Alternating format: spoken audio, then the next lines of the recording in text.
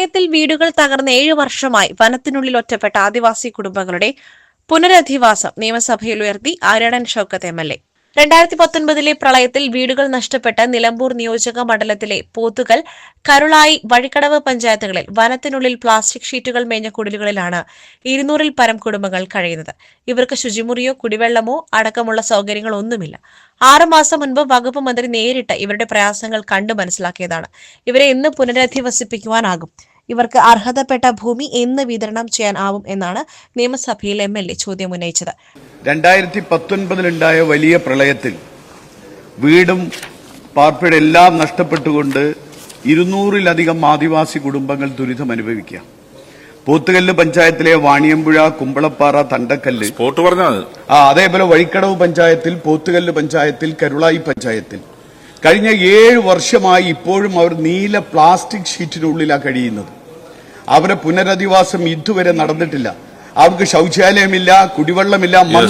മന്ത്രി തന്നെ നേരിട്ട് കണ്ടതാണ് സർ. തെരഞ്ഞെടുപ്പ് കാലം ഈ 6 മാസം മുൻപ് മന്ത്രി തന്നെ നേരിട്ട് കണ്ടതാണ്.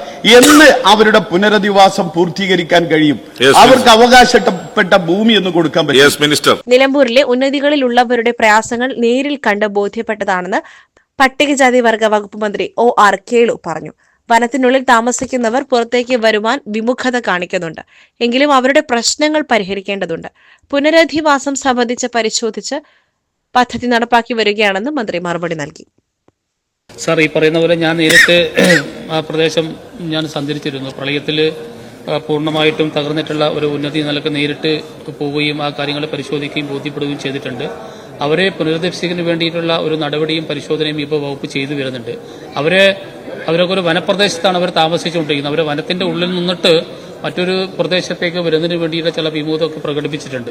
പക്ഷേ എങ്കിലും അവരുടെ വിഷയങ്ങൾ പരിഹരിക്കേണ്ടതുണ്ട്.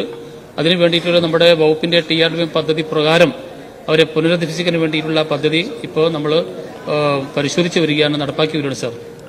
SS Gold, Pure Gold. SS Group, Nilambur.